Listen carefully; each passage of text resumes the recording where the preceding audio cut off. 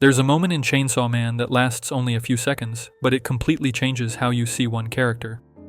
A girl named Reze stands alone at a train station holding a single flower. She's finally free, no one telling her what to do next. The mission already failed. No role left to play. All she has to do is step onto the train and disappear forever. And for a second, it really feels like she's going to do it. But she hesitates. And instead of choosing freedom and running away alone, she turns around, and sadly, that decision ends her story and makes fans' hearts break for a month.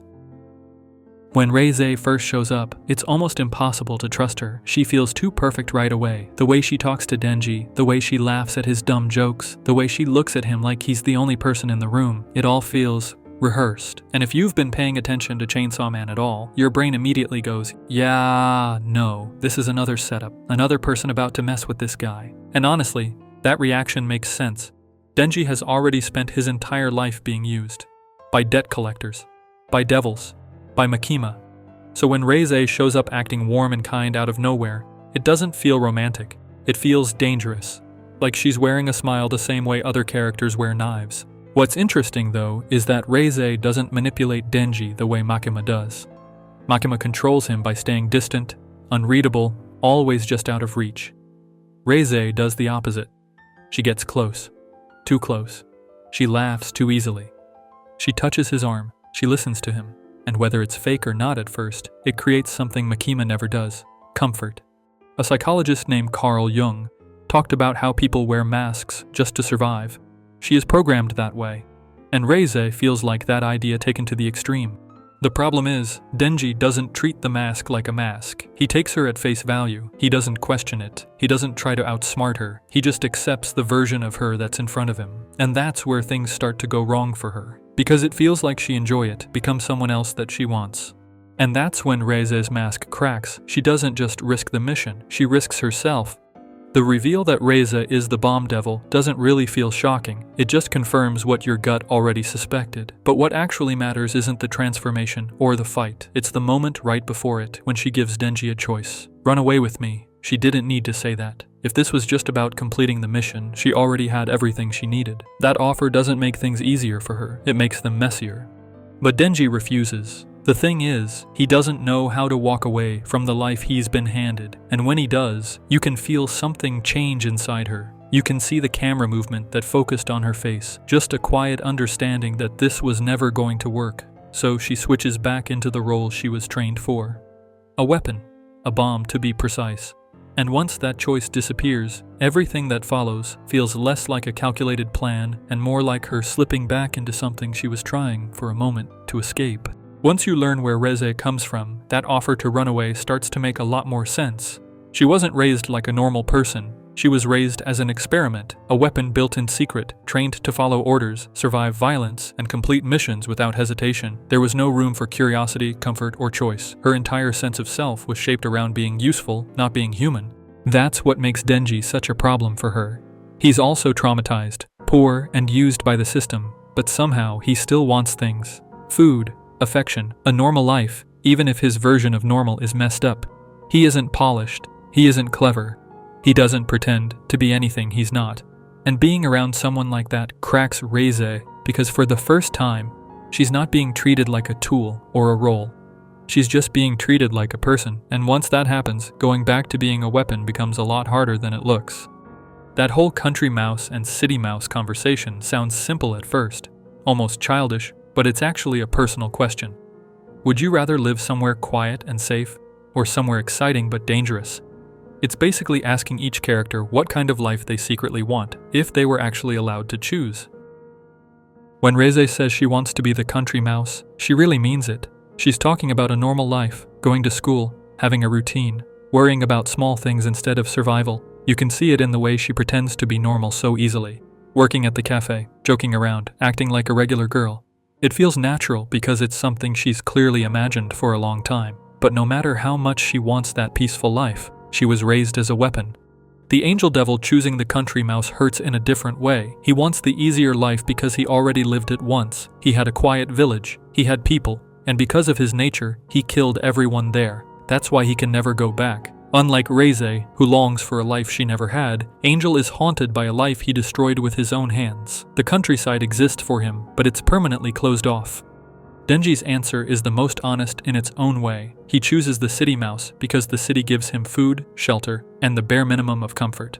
After growing up starving and buried in debt, he isn't thinking about a peaceful life. He's thinking about surviving another day with his stomach full. For Denji, the city is just better than nothing. And then there's Makima. She completely breaks the question, because in her world, it doesn't matter which mouse you choose. There are mice and there are dogs, and dogs don't get to choose at all. When Makima later says she prefers the country mouse because it's easier to watch dogs hunt them down, it reframes everything. The idea of choice was never real. It was an illusion, and that's why Reze never truly fit the fable in the first place. She wasn't raised as a mouse, she was raised as something meant to be controlled. The pool scene is where something really shifts for Reze. And honestly, I can't see it as anything other than a baptism. Not in a religious way, just symbolically. For a moment, everything she's been trained to be gets washed away. She isn't the bomb devil, she's just a girl in the water with Denji. And something interesting happens there. She is the one teaching Denji how to swim. She's guiding him, almost training him in a gentler way. And what I noticed is how important water is to her. Bombs don't explode underwater.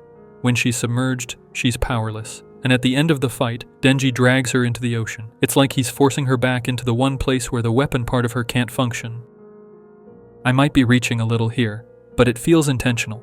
The water is where she becomes human. That's why after the pool, everything feels different. She's already crossed that line. And once you've been baptized into a version of yourself that feels real, there's no clean way to go back. After everything that happens, she finally gets what she said she wanted. She's alive. The fighting is over. No one is chasing her.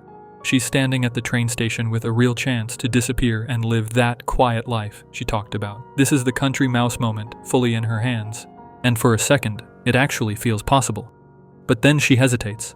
Because she remembers Denji, the cafe, the school, that small normal version of herself that only existed when she was around him. Leaving means losing that forever. So she turns back. And that's the moment when everything turns left for Reze fans. She goes back because she finally knows what she wants. She chooses connection over escape. And the moment she makes it, Makima steps in. And just like that, Reze's story ends. What makes her ending sting even more is how it happens. The moment she turns back, Makima intercepts her almost casually. And that's important. Reze isn't killed because she's a threat or something like that.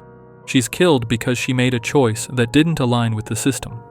Makima later even jokes about preferring the country mouse because it's easier to watch her dogs hunt them down. That line reframes everything. The country mouse and city mouse debate was never about freedom. It was about control. As long as people stay in their roles, they're allowed to exist. The second they step outside of them, they're erased. That's why Reze never really had a place in that fable. She wasn't even raised as a person, she was raised to obey. And the moment she chose something for herself, the story made it clear. In this world, becoming human is dangerous. What her story really shows isn't just tragedy, it's what happens when someone grows up without choice. Psychologist Carl Rogers believed that people need autonomy to develop a real sense of self. When you're only valued for what you provide, not who you are, you don't become a person, you become useful. Franz Kafka explored this idea in a much darker way. In his stories, people are crushed by systems, environments that look normal on the surface but only function as long as you stay in your assigned role. The moment you change, hesitate, or want something different, the system reacts. Reze fits perfectly into that world. She wasn't destroyed because she failed. She was destroyed because she stopped functioning the way she was designed to. And that's uncomfortable, because we recognize it. Jobs, families, relationships, even social roles can work the same way. You're accepted as long as you're useful. The second you try to become more human, things start to break. If there's anything to take from her story, it's a warning about environments that don't allow growth. Becoming human isn't always loud. Sometimes it's just choosing something real, and not every system is built to survive that. If I got anything wrong here, correct me in the comments, and tell me which character you want me to break down next. If this meant something to you, tap like, stick around, and hit the bell so you don't miss the next one. Thank you for watching, seriously.